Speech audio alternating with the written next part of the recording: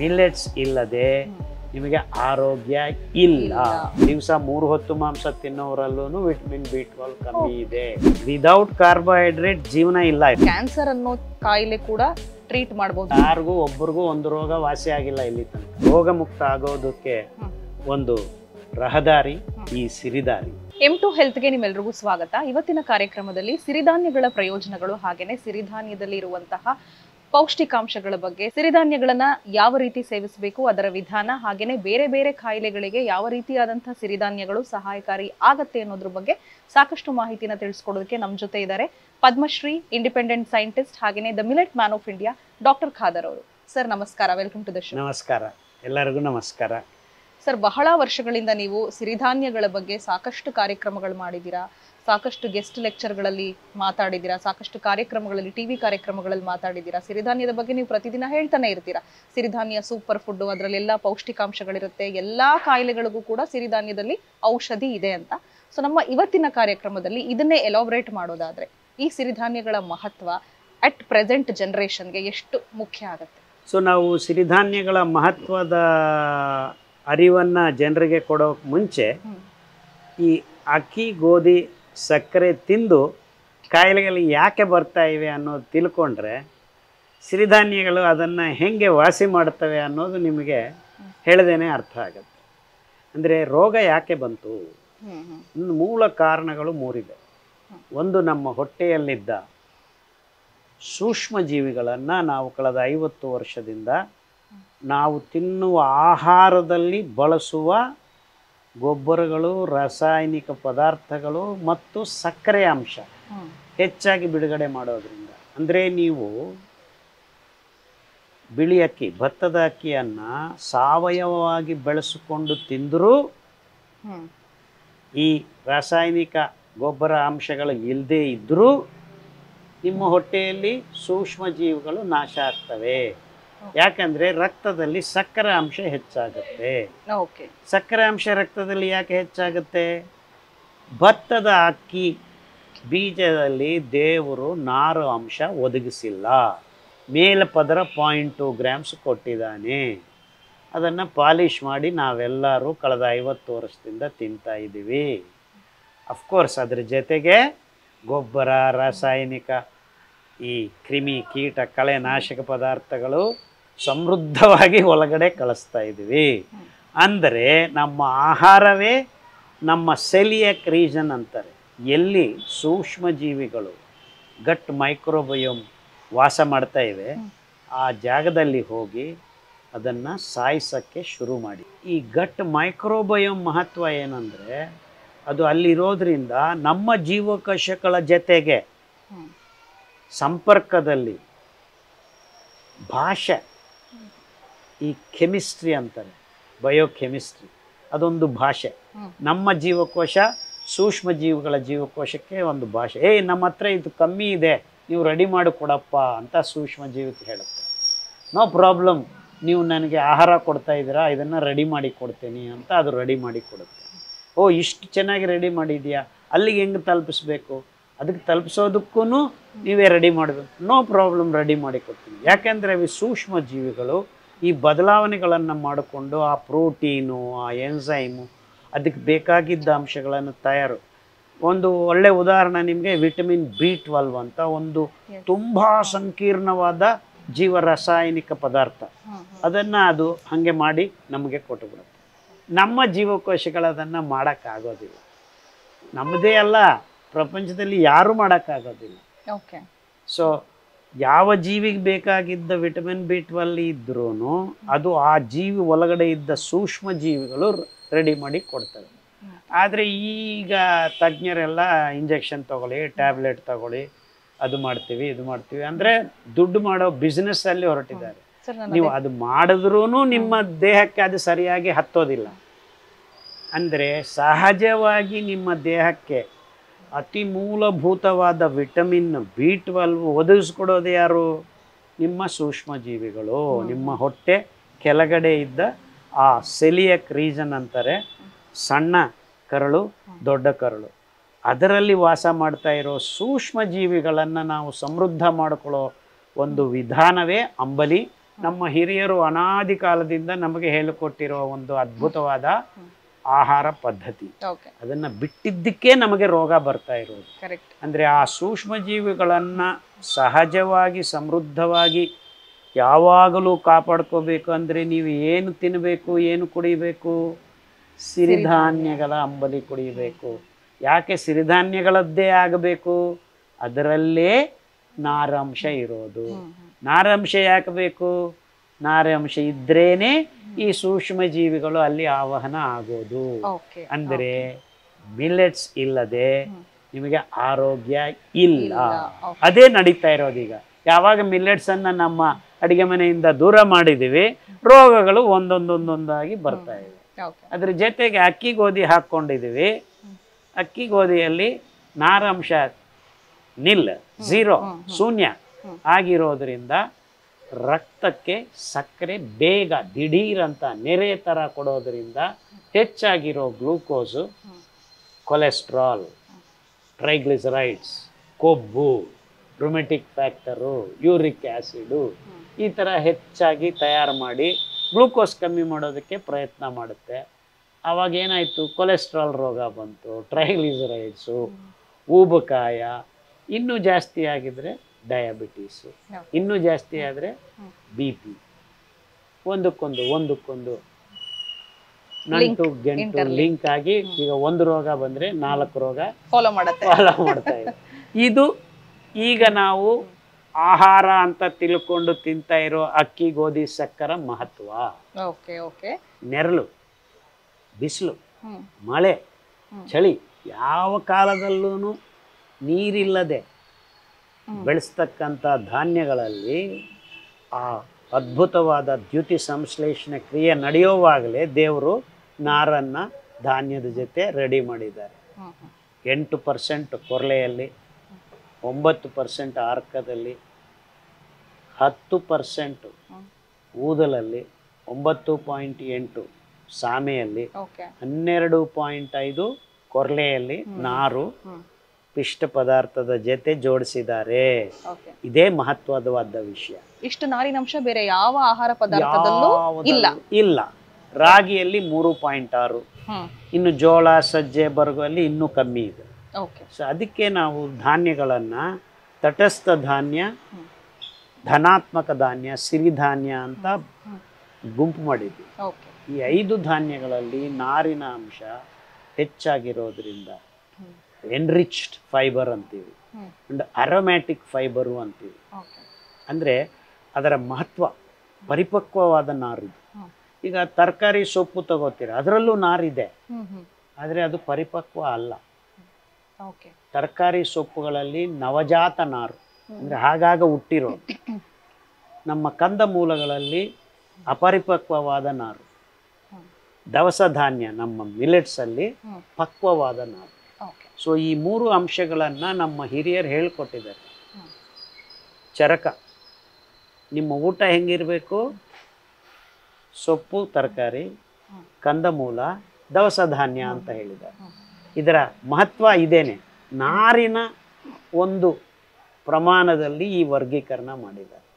ಅಂದರೆ ಇದು ಎಲೆ ಸೊಪ್ಪುಗಳಲ್ಲಿ ನಾರು ಬೇಕು, ಅದು ನವಜಾತ ನಾರು. ಕಂದಮೂಲಗಳು ಅಂದರೆ ಏನು? ಗೆಣಸೆಗಡ್ಡೆ, ಗಡ್ಡೆಗೆಣಸು, ಸಿಹಿ ಗೆಣಸು, ನಮ್ಮ ಸುವರ್ಣಗಡ್ಡೆ, ಕಂದಗಡ್ಡೆ, ಇವೆಲ್ಲ 108 ಗಡ್ಡೆಗೆಣಸುಗಳಿವೆ. ಅದನ್ನಾನು ಇರಬೇಕು ನಮ್ಮ ಊಟದಲ್ಲಿ, ಇದನ್ನಾನು ಇಟ್ಕೋಬೇಕು.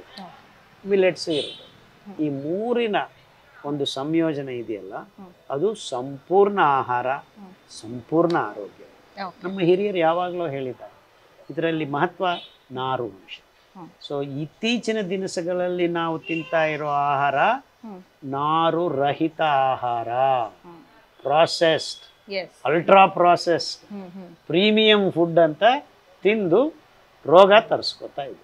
ಸೊ ರೋಗ ಬರೋದಕ್ಕೆ ಈ ಇಂಡಸ್ಟ್ರಿಯಲ್ ಫುಡ್ಡು, ರೋಗ ಇಲ್ಲ ಆರೋಗ್ಯ ಬೇಕು ಅಂದರೆ ನಮ್ಮ ಪಾರಂಪರಿಕ ಧಾನ್ಯಗಳು, ಸೊಪ್ಪು, ಗಡ್ಡೆ ಗೆಣಸುಗಳು ಬೇಕೇ ಬೇಕು. ಓಕೆ ಸರ್, ನೀವು ಮಾತಾಡ್ತಾ ಒಂದು ವಿಷಯ ಪ್ರಸ್ತಾಪ ಮಾಡಿರಿ, ವೈಟಮಿನ್ B12 ಬಗ್ಗೆ ಹೇಳಿದ್ರಿ.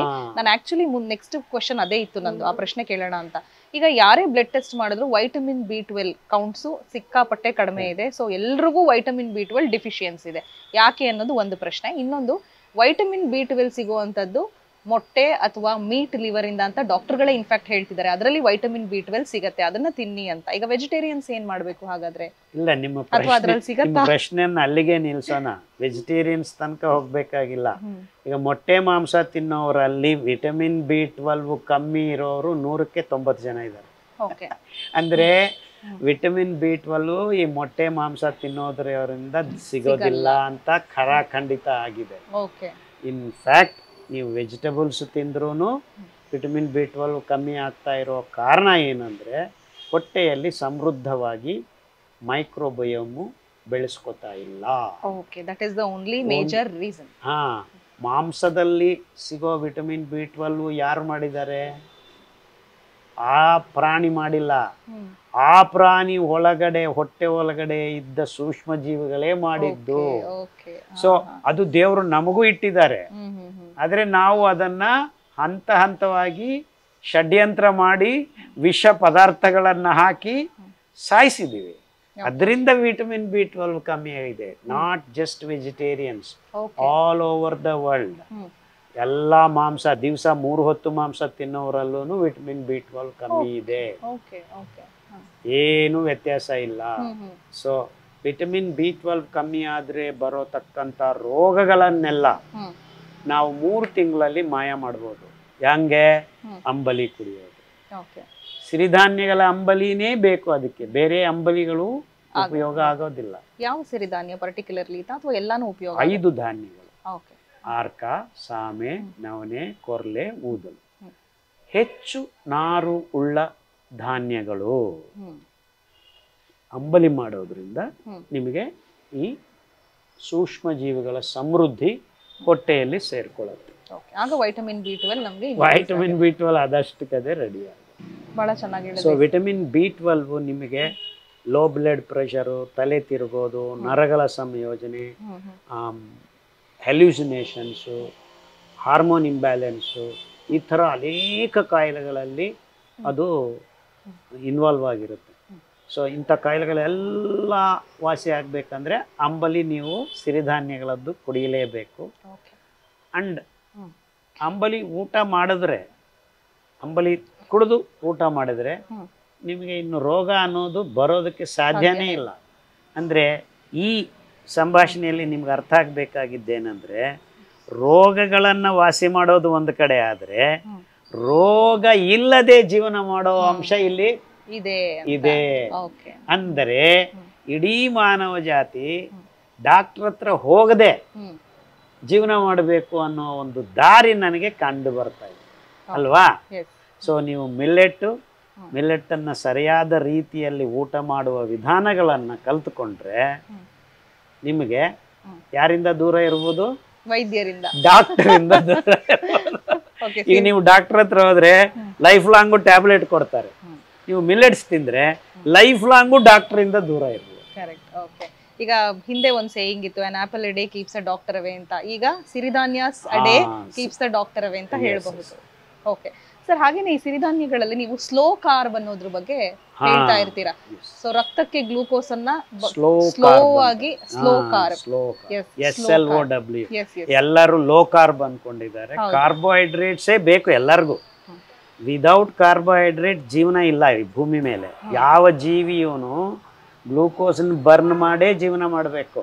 ನೀವು ಮಾಂಸ ತಿಂದ್ರೂ ಅದು ಮತ್ತೆ ಗ್ಲೂಕೋಸ್ ಆಗಿ ಪರಿವರ್ತನೆಯಾಗಿ ನಿಮ್ಮ ಮೈಟೊಕಾಂಡ್ರಿಯಲ್ಲಿ ಭಸ್ಮ ಆಗಿ ಜೀವಶಕ್ತಿ ATPಯನ್ನು ಬಿಡುಗಡೆ ಮಾಡಿದ್ರೇನೆ ನಿಮ್ಮ ಪ್ರಾಣ ರೊಟೇಷನ್ ಆಗೋದು, ಆ ಶ್ವಾಸ ಉಚ್ಛ್ವಾಸ ನಿಶ್ವಾಸ ನಡೆಯೋದು. ಅಂದರೆ ಗ್ಲೂಕೋಸ್ ಬೇಕೇ ಬೇಕು, ಪಿಷ್ಟ ಪದಾರ್ಥ ಬೇಕೇ ಬೇಕು. ಸೊ ಲೋ ಕಾರ್ಬು, ಹೈ ಪ್ರೋಟೀನು ಇವೆಲ್ಲ ನಾನ್ಸೆನ್ಸ್. ಪ್ರೋಟೀನ್ ಬರ್ನ್ ಆಗಲ್ಲ. ಈಗ ಹೈ ಪ್ರೋಟೀನ್ ಅಂತ ಎಲ್ಲರೂ ಪ್ರೋಟೀನ್ ತಿನ್ನಕ್ಕೆ ಶುರು ಮಾಡಿದ್ದಾರೆ, ಕಿಡ್ನಿ ಹಾಳಾಗ್ತಾ ಇದೆ. ಅದು ಆಮೇಲೆ ಮಾತಾಡೋಣ. ಈಗ ನಾನು ಹೇಳ್ತಾ ಇರೋದೇನೆಂದರೆ, ಗ್ಲೂಕೋಸ್ ಬೇಕು. ಹೆಂಗೆ ಬೇಕು? ನಿಧಾನವಾಗಿ ಬೇಕು. ಅದಕ್ಕೆ ಸ್ಲೋ ಕಾರ್ಬ್ ಅಂತ ಹೇಳ್ತೀನಿ. Millets give glucose slowly and steadily. Regulation. So millets are slow carbs. Okay. Carbs ಇದೆ, ಎಷ್ಟು ಬೇಕೋ ಅಷ್ಟು ಕೊಡ್ತೀವಿ, ಜಾಸ್ತಿ ಬೇಡ ನಿಮಗೆ. ಜಾಸ್ತಿ ಆದರೆ ರೋಗ ಬರುತ್ತೆ. ಹೆಂಗೆ ಅಕ್ಕಿ ಗೋಧಿ ತಿಂದರೆ. ಸೊ ಅದನ್ನು ನಿಭಾಯಿಸೋ ಅದ್ಭುತವಾದ ಕೆಲಸ ಯಾರು ಮಾಡ್ತಾರೆ? ನಾರುಳ್ಳ ಈ ಧಾನ್ಯಗಳು. ಅಂದರೆ fibre becomes very important. It's called dietary fibre. Dietary fibre along with ಪೌಷ್ಟಿಕಾಂಶಗಳು ಇರೋದು ಎಲ್ಲಿ? ಮಿಲೆಟ್ಸ್ ಅಲ್ಲಿ ಮಾತ್ರನೇ, ಇನ್ನೆಲ್ಲೂ ಇಲ್ಲ.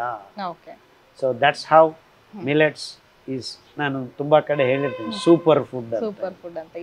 ಸುಮ್ಮನೆ ಎಲ್ಲರೂ ಕಿನೋವಾ ಸೂಪರ್ ಫುಡ್ ಅಂತ ಅನ್ಕೋತಾ ಇದ್ದಾರೆ. ಕಿನೋವಾ ಒಂದು ಸಣ್ಣ ಸೊಪ್ಪಿನ ಬೀಜ, ಅದರಲ್ಲಿ ದೊಡ್ಡ ಸೀನ್ ಏನಿಲ್ಲ. ನಮ್ಮ ಮಿಲೆಟ್ಸಲ್ಲಿ ಇರೋಷ್ಟು ಒಂದು 10% ಇಲ್ಲ. ಸೊ ಕಿನೋವಾ ತಿನ್ನೋದು ಸಸ್ಟೈನಬಲ್ ಅಲ್ಲ. There is not enough and it cannot provide gut microbes. ಅಷ್ಟು ಜಾಸ್ತಿ ಕೊಡೋಕ್ಕಾಗೋದಿಲ್ಲ. ನಮ್ಮ ಮಿಲೆಟ್ಸ್ ಕೊಡೋಷ್ಟು ಇನ್ಯಾವುದು ಕೊಡಲ್ಲ. ಸರ್, ನಂದೊಂದು ಕುತೂಹಲದ ಪ್ರಶ್ನೆ. ಈಗ ನಾನು ಬ್ರೇಕ್ಫಾಸ್ಟ್ ವೈಟ್ ರೈಸ್ ಇಂದ ಯಾವುದೋ ಚಿತ್ರಾನ್ನನೋ ಅಥವಾ ಪುಳಿಯೋಗರೆ ಏನೋ ಒಂದು ಊಟ ತಿಂಡಿ ತಿಂದ್ರೆ 2 hours 3 hours ಅಲ್ಲೆಲ್ಲ ನನಗೆ ಹಸಿವಾಗುತ್ತೆ. ಬಿಕಾಸ್ ನಾನು 3 hours ಅಲ್ಲಿ ಊಟ ಮಾಡ್ಬಿಡ್ಬೇಕು. ಸೊ ನೀವು ಸಿರಿಧಾನ್ಯದ ಯಾವ್ದಾದ್ರು ಒಂದು ಬ್ರೇಕ್ಫಾಸ್ಟ್ ಚಿತ್ರಾನ್ನನೇ ಮಾಡ್ರಿ, ಪುಳಿಯೋಗರೆ ಮಾಡ್ಕೊಂಡು ತಿನ್ಬೋದು, ಏನು ತೊಂದರೆ ಇಲ್ಲ. ನೀವು ಚಿತ್ರಾನ್ನ ಎಷ್ಟು ಬಿಳಿ ಅನ್ನದ್ದು ಚಿತ್ರಾನ್ನ ತಿಂತೀಯೋ ಅಷ್ಟೇ ಮಿಲೆಟ್ ಅನ್ನ ತಿಂದ್ರೆ ನೀವು ಸಾಯಂಕಾಲ 4 ಗಂಟೆ ತನಕ ಹಸಿವಾಗುತ್ತೆ. ಓಕೆ, ಅದನ್ನೇ ನಾನು ಕೇಳಕ್ ಹೊರಟಿದ್ದೆ. ಎಷ್ಟು ಟೈಮ್ ತಗೊಳುತ್ತೆ ಸೆಕೆಂಡ್ ಮೀಲ್, ಯಾವಾಗ ಹಸುವಾಗುತ್ತೆ ನಮಗೆ ಅಂತ. ನೀವು ಅದ್ರ ಜೊತೆಗೆ ಇನ್ನೊಂದು ಚೂರು ಮೊಸರನ್ನ ತಿನ್ಬಿಟ್ರೆ ಸಾಯಂಕಾಲ 6 ಗಂಟೆ ತನಕ ಹಸಿವಿರೋದು. ಸೊ ಆರಾಮಾಗಿ ನೀವು ಬೆಳಗ್ಗೆ ತಿಂದು ಇನ್ನು ನಿಮ್ಮ ಕೆಲಸಗಳನ್ನ ಆರಾಮಾಗಿ ಮಾಡ್ಕೋಬಹುದು. ಒಂದು ನಿಮಿಷನೂ ನಿಮಗೆ ಶಕ್ತಿ ಇಲ್ಲ ಅಂತ ಅನ್ಸೋದಿಲ್ಲ, ಅಷ್ಟು ಎನರ್ಜೆಟಿಕ್ ಆಗಿರ್ತೀರ. ಅದೇ ಅಕ್ಕಿ ಗೋಧಿ ತಿಂದ್ರೆ ಕಂಪು, ತಂಪು, ಮಂದ, ಮೈಕ, ನಿದ್ದೆ ಬರ್ತಾ ಇರುತ್ತೆ ಅನ್ಕೊಂಡು ಕಾಫಿ ಕುಡಿಯೋಣ, ಅದು ಮಾಡೋದು, ಇದೇ ಗೊಂದಲ. ಆ ಗೊಂದಲಗಳು ಒಂದು ನಯ ಪೈಸಾ ಸಿಗೋದಿಲ್ಲ. ಓಕೆ ಸರ್, ಹಾಗೇನೆ ನೀವು ಬೇರೆ ಬೇರೆ ಕಾಯಿಲೆಗಳಿಗೆ ಬೇರೆ ಬೇರೆ ರೀತಿಯಾದಂಥ ಸಿರಿಧಾನ್ಯಗಳು ಉಪಕಾರಿ ಅಂತ ಹೇಳಿದ್ದೀರಾ. ಕ್ಯಾನ್ಸರ್ ಅನ್ನೋ ಕಾಯಿಲೆ ಕೂಡ ಟ್ರೀಟ್ ಮಾಡಬಹುದು, ಟ್ರೀಟ್ ಮಾಡಿದ್ದೀರಾ, ಸಾಕಷ್ಟು ಜನಕ್ಕೆ ಕ್ಯೂರ್ ಮಾಡಿದ್ದೀರಾ. ಸೊ ಆ ತರದ ಸಿರಿಧಾನ್ಯಗಳ ಬಗ್ಗೆ ಹೇಳಿ. ಈ 5 ಧಾನ್ಯಗಳಲ್ಲೇ ನಿಮಗೆ ಹೇಳಿದ್ದೀನಿ ಇದರ ವೈಶಿಷ್ಟ್ಯತೆ, ಒಂದೊಂದು ಧಾನ್ಯದಲ್ಲೂ ಒಂದೊಂದು ಥರ ಅಂತ. ಈಗ ನಿಮಗೆ ಶ್ವಾಸಕೋಶ ಕ್ಯಾನ್ಸರ್ ಬಂದಿದೆ ಅಂದರೆ ನವಣೆ ಅಕ್ಕಿಯನ್ನು ಜಾಸ್ತಿ ಪ್ರಮಾಣದಲ್ಲಿ ಬಳಸಬೇಕು. ಯಾಕಂದರೆ ನವಣೆ ಅಕ್ಕಿಯಲ್ಲಿದ್ದ ನಾರು ನಿಮ್ಮ ಶ್ವಾಸಕೋಶಗಳನ್ನು ಶುದ್ಧ ಮಾಡೋ ಗುಣ ಇದೆ. ಅದೇ ನಿಮಗೆ ಗರ್ಭಕೋಶ ಗಡ್ಡೆ, ಕ್ಯಾನ್ಸರ್ ಗಡ್ಡೆ ಇದೆ ಅಂದರೆ ಸಾಮೆ ಅಕ್ಕಿಯನ್ನು ಹೆಚ್ಚಾಗಿ ಬಳಸಬೇಕು. ಅದೇ ರಕ್ತದ ಕ್ಯಾನ್ಸರ್ ಇದೆ ಅಂದರೆ ಆರ್ಕ ಅಕ್ಕಿಯನ್ನು ಹೆಚ್ಚಾಗಿ ಬಳಸಬೇಕು. ಆ ನಿಟ್ಟಿನಲ್ಲಿ ನಾವು ಪ್ರಯೋಗಗಳು ಮಾಡಿ ಈ ರಕ್ತ ಕ್ಯಾನ್ಸರ್ ಇರೋರಿಗೆ 2 ದಿವಸ ಆರ್ಕ, ಮಿಕ್ಕಿದ ದಿವಸ ಒಂದೊಂದು ದಿವಸ, ಆ ಥರ ನಾವು ಪ್ರಯೋಗಗಳನ್ನು ನಡೆಸಿದ್ದೀವಿ, ಪಟ್ಟಿ ಮಾಡಿದ್ದೀವಿ. ಆ ಪುಸ್ತಕದಲ್ಲಿ ಎಲ್ಲ ಒಂದೊಂದು ಕ್ಯಾನ್ಸರ್ಗೆ ಯಾವ ಅಕ್ಕಿ ಎಷ್ಟು ದಿವಸ ತಿನ್ನಬೇಕು, ಯಾವ ಕ್ರಮದಲ್ಲಿ ತಿನ್ನಬೇಕು, ಅದನ್ನು ರೊಟೇಟ್ ಹೆಂಗೆ ಮಾಡಬೇಕು, ಆ ವಿಷಯಗಳನ್ನೆಲ್ಲ ಪ್ರಾಮಾಣಿಕವಾಗಿ ಪ್ರಯೋಗಶೀಲರಾಗಿ ಬಂದಿರೋ ಪೇಷಂಟ್ಸ್ಗೆ ರೆಡಿ ಮಾಡಿ ಕೊಟ್ಟು ಅವ್ರಿಗೆ ವಾಸಿ ಆಗ್ತಾ ಇದ್ದಂಗೆ ಅದನ್ನು ಮತ್ತೆ ಕಲೆಕ್ಟ್ ಮಾಡಿ ಡೇಟಾವನ್ನು ಎಲ್ಲ ಅಂಶಗಳನ್ನು ಬುಕ್ಕಲ್ಲಿ ಹೊಂದಾಣಿಕೆ ಮಾಡಿ. ಓಕೆ ಸರ್, ಕೊನೆಯದಾಗಿ ನಮ್ಮ ವೀಕ್ಷಕರಿಗೆ ಈ ಸಿರಿಧಾನ್ಯಗಳ ಮಹತ್ವಕ್ಕೆ ಸಂಬಂಧಪಟ್ಟ ಹಾಗೆ ಇತ್ತೀಚೆಗೆ ಹೆಚ್ಚಾಗ್ತಿರೋ ಕಾಯಿಲೆಗಳು, ರೋಗಗಳು, ಹೊಸ ಥರ ಕಾಯಿಲೆಗಳು ಜನರನ್ನ ಕಾಡ್ತಾ ಇದೆ, ಬಾಧಿಸ್ತಾ ಇದೆ. ಸಾಕಷ್ಟು ಜನ ಪ್ರತಿದಿನ ಮೆಡಿಸಿನ್ಸ್ ತಗೋತಾ ಇದ್ದಾರೆ. ಇಂತಹ ಒಂದು ಸೂಪರ್ ಫುಡ್ ಇಂದ ಯಾವ ರೀತಿ ಅವರ ಲೈಫ್ ಸ್ಟೈಲ್ನ ಚೇಂಜ್ ಮಾಡ್ಕೋಬೇಕು, ಅಗತ್ಯ ಎಷ್ಟಿದೆ ಅನ್ನೋದನ್ನ ಹೇಳಿ. ನೋಡಮ್ಮ, ನಮ್ಮ ಭಾರತ ದೇಶ ಒಂದು ವರ್ಷದಲ್ಲಿ ಬರೀ ಡಯಾಬಿಟಿಕ್ ರೋಗವನ್ನು ನಿಭಾಯಿಸ್ಕೊಳ್ಳೋದಕ್ಕೆ, ವಾಸಿ ಮಾಡ್ಕೊಳ್ಳೋದಕ್ಕಲ್ಲ, ಪ್ರಪಂಚದಲ್ಲಿ ಒಂದು ವರ್ಷದಲ್ಲಿ 213 to 214 ಈ ಇಸ್ವಿಯಲ್ಲಿ ಫಾರ್ಮಾಸ್ಯೂಟಿಕಲ್ ಕಂಪನಿ ಲಾಭ, ನಿವ್ವಳ ಲಾಭ $827 ಬಿಲಿಯನ್. ಎಷ್ಟು? $827 ಬಿಲಿಯನ್. 827 ಪಕ್ಕದಲ್ಲಿ 90 ಡಾಲರ್. ನಮ್ಮ ದೇಶದ ಕೊಡುಗೆ ಅದರಲ್ಲಿ 3ನೇ ಭಾಗ. ಅಂದರೆ ಎಷ್ಟು? $250 ಬಿಲಿಯನ್. ಎಲ್ಲ ಬಿಲಿಯನ್ ಅಲ್ಲೇ ಇದೆ. $1 ಬಿಲಿಯನ್ ಒಂದು ಬರೀ ಡಯಾಬಿಟಿಸ್ಗೆ. ಇನ್ನು ಎಲ್ಲ ರೋಗಗಳನ್ನು ಆ್ಯಡ್ ಮಾಡಿದರೆ ಹತ್ರ $1 ಟ್ರಿಲಿಯನ್ ನಾವು ಕೊಡುಗೆ ಕೊಡ್ತಾ ಇದ್ದೀವಿ. ಅಂದರೆ ಮಹತ್ವ ಅಂತ ಹೇಳಿದರೆ ಆರ್ಥಿಕ ಪರವಾಗಿ ನಾವು ಅಷ್ಟು ದುಡ್ಡನ್ನು ಪ್ರತಿ ವರ್ಷ ಈ ರೋಗಗಳಿಂದ ನಾವು ನಲಿದು ಈ ಕಂಪನಿಗಳಿಗೆ ಕೊಡ್ತಾ ಇದ್ದೀವಿ. ಯಾರಿಗೂ ಒಬ್ರಿಗೂ ಒಂದು ರೋಗ ವಾಸಿ ಆಗಿಲ್ಲ ಇಲ್ಲಿ ತನಕ. ನಾವು ನಮ್ಮ ಬುದ್ಧಿಯನ್ನು, ಮನಸ್ಸನ್ನು, ಧ್ಯಾಸವನ್ನು, ಫೋಕಸನ್ನು ಆರೋಗ್ಯವಾಗಿರೋದ್ರ ಬಗ್ಗೆ ನಾವು ಸ್ವಲ್ಪ ಅರಿವಿಂದ ಜೀವನ ಮಾಡಿದ್ರೆ ಈ ದುಡ್ಡೆಲ್ಲ ನಿಮಗೆ ಉಳಿಯುತ್ತೆ ನೋಡಿ. ನಾವೇ ದುಡ್ಡು ಕಟ್ತಾ ಇರೋದು, ಯಾರೂ ಅಲ್ಲ. ಟ್ಯಾಕ್ಸ್ ಕಟ್ತೀವಿ, ರೋಗಕ್ಕೆ ದುಡ್ಡು ಕಟ್ತಾ ಇದ್ದೀವಿ ಅಲ್ವಾ? ಸೊ ನಾವು ನಮ್ಮ ಮಿಲೆಟ್ಸನ್ನು ತಿಂದರೆ ಇದೆಲ್ಲ ಒಂದು ಬರೋ 5 ವರ್ಷದಲ್ಲಿ ಮಾಯ ಆಗ್ಬಿಡುತ್ತೆ. ಅಂದರೆ ಇದರ ಮಹತ್ವ ಏನು ಅಂತ ಹೇಳೋದಕ್ಕೆ ಆರ್ಥಿಕತೆ ಎಷ್ಟು ಕುಂದು ಹೋಗ್ತಾ ಇದೆ. ಅದರ ಜೊತೆಗೆ 4 ಮಳೆ ಬಂದರೆ ಬೆಳೆಸಿ ಕೊಡ್ತಕ್ಕಂಥ ರೈತರೆಲ್ಲರೂ ಡಿಫೋಕಸ್ ಆಗಿದ್ದಾರೆ. ಯಾಕೆ? ನಾವು ಅದನ್ನು ತಿಂತಾ ಇಲ್ಲ. ಈಗ ಕಳೆದ 20 ವರ್ಷದಲ್ಲೇ ನಾನು ಇಡೀ ಭಾರತ ದೇಶ ಅಡ್ಡಾಡಿ ಎಲ್ಲ ಹೇಳೋದ್ರಿಂದ ಈಗ 8 ಮಿಲಿಯನ್ ಟನ್ನೂ ಬೆಳೀತಾ ಇಲ್ಲದೆ ಇರೋದು ಈಗ 80 ಮಿಲಿಯನ್ ಟನ್ಗೆ ಬಂದಿದೆ. ಆದರೆ ಅಕ್ಕಿ ಗೋಧಿ 800 ಮಿಲಿಯನ್ ಟನ್ ಬೆಳೆದು ತಿಂತಾ ಇದ್ದಾರೆ ಪ್ರಪಂಚದಲ್ಲಿ. ಸೊ ಅದನ್ನು ತೆಗೆದು ಈ ಕಡೆಗೆ ಬಂದರೆ ರೋಗಗಳು ಮಾಯ ಆಗ್ತವೆ, ನಮ್ಮ ಪರ್ಯಾವರಣಕ್ಕೂ ಒಳ್ಳೆಯದಾಗತ್ತೆ, ನಮ್ಮ ಹಳ್ಳಿಗಳು ಉದ್ಧಾರ ಆಗ್ತವೆ. ಈಗ ಅಲ್ಲಿ ಕೊಡೋ ದುಡ್ಡು ಎಲ್ಲ ಇಲ್ಲಿಗೆ ಕೊಡೋಣ. ಅದರಲ್ಲಿ 10 ಭಾಗನೇ ಖರ್ಚಾಗೋದು. ಅಂದರೆ $250 ಬಿಲಿಯನ್. ಅದರಲ್ಲಿ $25 ಬಿಲಿಯನ್ ನಮ್ಮ ರೈತರಿಗೆ ಕೊಟ್ಟರೆ ಸಾಕು, ನಮಗೆ ಈ ಊಟ ಸಿಗುತ್ತೆ. ಮಿಕ್ಕಿದ್ದೆಲ್ಲ ನಮ್ಮ ಜೋಬಲ್ಲಿ ಇದೆ. ಸೊ ಇಷ್ಟು ಅದ್ಭುತವಾದ ಮಹತ್ವ ಇದೆ. ಸೊ ಮಿಲೆಟ್ಸನ್ನ ತಿನ್ನೋದು ನಿಮ್ಮ ಆರೋಗ್ಯಕ್ಕೂ ಒಂದೇ ಒಳ್ಳೆಯದಲ್ಲ, ನಮ್ಮ ಹಳ್ಳಿಗಳಿಗೂ, ನಮ್ಮ ರೈತರಿಗೆ, ನಮ್ಮ ಹಳ್ಳಿಗಳ ಒಂದು ಆರ್ಥಿಕತೆ, ಸ್ವಾವಲಂಬನೆ, ಇವೆಲ್ಲ ತುಂಬ ಆಯಾಮಗಳಲ್ಲಿ ಮಿಲೆಟ್ಸ್ ನಾವೆಲ್ಲರೂ ತಿನ್ನೋದ್ರಿಂದ ನಮ್ಮ ಇಡೀ ಭಾರತ ದೇಶದ ಆರ್ಥಿಕತೆ ಪ್ರಗತಿ ಮುಂದಕ್ಕೆ ಬರುತ್ತೆ. ಮತ್ತು ಪರ್ಯಾವರಣ ಒಳ್ಳೆಯದಾಗತ್ತೆ, ನೀರು ಉಳಿಯುತ್ತೆ, ಭೂಮಿ ಹಾಳಾಗಿರೋ ಮಣ್ಣನ್ನು ನಾವು ಮತ್ತೆ ರೀಜನರೇಟ್ ಮಾಡ್ಬೋದು. ಈ ಪ್ರಯೋಗಗಳೆಲ್ಲ ನಾವು ಮಾಡಿದ್ದೀವಿ. ಇದರದ್ದು ಜನಕ್ಕೆ ಅರಿವು ಆಗಬೇಕು. ಓಕೆ ಸರ್, ಈಗ ನಿಮ್ಮ ಪ್ರಯತ್ನದಿಂದಲೇ ಕರ್ನಾಟಕ ಸರ್ಕಾರ ಸಿರಿಧಾನ್ಯ ಮೇಳ ಕೂಡ ಮಾಡ್ತು. ಅದ್ರ ಬಗ್ಗೆ ಹೇಳಿ ಸರ್, ಎಷ್ಟು ಹೆಮ್ಮೆ ಅನ್ನಿಸ್ತು ನಿಮಗೆ? ಹಾಂ, ತುಂಬ ಖುಷಿ ಆಗುತ್ತೆ ಅಮ್ಮ. ನಮ್ಮ ಕರ್ನಾಟಕ ಗೌರ್ಮೆಂಟು ಸಿರಿಧಾನ್ಯ ಮೇಳಗಳು ಮಾಡಿದ್ದು ಅದು ಕೇಂದ್ರ ಸರ್ಕಾರ ತಿಳ್ಕೊಂಡು ಅವರು ಇದನ್ನು ಈಗ ತುಂಬ ದೊಡ್ಡ ಮಟ್ಟದಲ್ಲಿ ಮಾಡಿ 2023 ಇಸ್ವಿಯನ್ನು ಮಿಲೆಟ್ ಇಯರ್ ಅಂತ, ಇಂಟರ್ನ್ಯಾಷನಲ್ ಇಯರ್ ಆಫ್ ಮಿಲೆಟ್ಸ್ ಅಂತ ಘೋಷಣೆ ಮಾಡಿಸಿದ್ದು.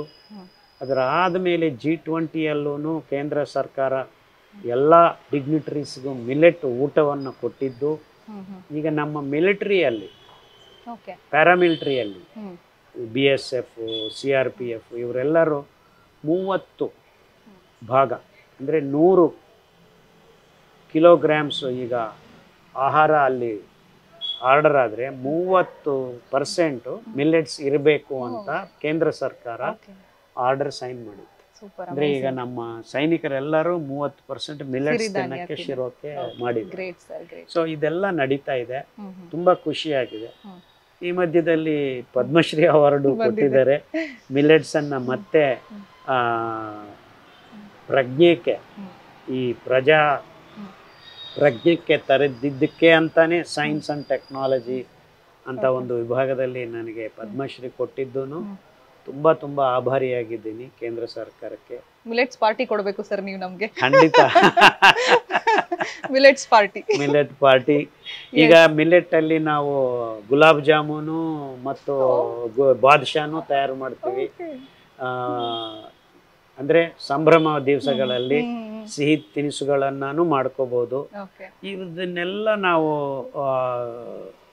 ಸಂಪೂರ್ಣ ಆರೋಗ್ಯದ ಕಡೆಗೆ ಪ್ರಜ್ಞಾಪೂರ್ವಕವಾಗಿ ಅರಿವಿನಿಂದ ಜನರು ತಮ್ಮ ಜೀವನ ಶೈಲಿಯನ್ನು ರೂಪಿಸ್ಕೋಬೇಕು ಅನ್ನೋದು ಒಂದೇ ನಮ್ಮ ಗುರಿ, ನಮ್ಮ ಆಸೆ. ಬರೋ ದಿವಸಗಳಲ್ಲಿ ಇಡೀ ಭಾರತ ದೇಶ ರೋಗಮುಕ್ತ ಆಗೋದಕ್ಕೆ ಒಂದು ರಹದಾರಿ ಈ ಸಿರಿದಾರಿ. Thank you sir, thank you so much. ಒಂದು ರೋಗಮುಕ್ತ ದೇಶ, ರೋಗಮುಕ್ತ ಸಮಾಜವನ್ನು ನಿರ್ಮಾಣ ಮಾಡೋ ನಿಟ್ಟಿನಲ್ಲಿ ಸಿರಿಧಾನ್ಯಗಳು ಎಷ್ಟು ಮಹತ್ವದ ಪಾತ್ರ ವಹಿಸುತ್ತೆ, ಯಾಕೆ ನಾವು ಸಿರಿಧಾನ್ಯವನ್ನು ಬಳಸಬೇಕು ರೋಗದಿಂದ ದೂರ ಇರೋಕೆ ಅಂತ ನೀವು ತುಂಬಾ ಸ್ಪಷ್ಟವಾಗಿ ಹೇಳಿದ್ದೀರಾ. ಥ್ಯಾಂಕ್ ಯು ಸೋ ಮಚ್ ನಮ್ಮ ಕಾರ್ಯಕ್ರಮದಲ್ಲಿ ಈ ವಿಚಾರದ ಬಗ್ಗೆ ಮಾತಾಡ್ಕೊಡ್ಬೇಕಾಗಿ. ನಮಸ್ಕಾರ. ನೋಡಿದ್ರಲ್ಲ ವೀಕ್ಷಕರೇ, ಸಿರಿಧಾನ್ಯಗಳ ಮಹತ್ವ ಒಂದು ರೋಗಮುಕ್ತ ಸಮಾಜವನ್ನ ನಿರ್ಮಾಣ ಮಾಡೋದಕ್ಕೆ, ಜೊತೆಗೆ ಆರೋಗ್ಯವಾಗಿ ಒಬ್ಬ ಮನುಷ್ಯ ಇರಬೇಕು ಅಂದ್ರೆ ಸಿರಿಧಾನ್ಯ ಎಂತಹ ಪಾತ್ರ ವಹಿಸುತ್ತೆ ಅಂತ ಡಾಕ್ಟರ್ ಖಾದರ್ ಅವರು ತಿಳಿಸ್ಕೊಟ್ಟಿದ್ದಾರೆ. ಮುಂದಿನ ಸಂಚಿಕೆಯಲ್ಲಿ ಮತ್ತೊಂದು ವಿಶೇಷ ಸಬ್ಜೆಕ್ಟ್ ನೊಂದಿಗೆ ನಿಮ್ಮ ಮುಂದೆ ಬರ್ತೀನಿ. ಅಲ್ಲಿವರೆಗೂ ನಮಸ್ಕಾರ.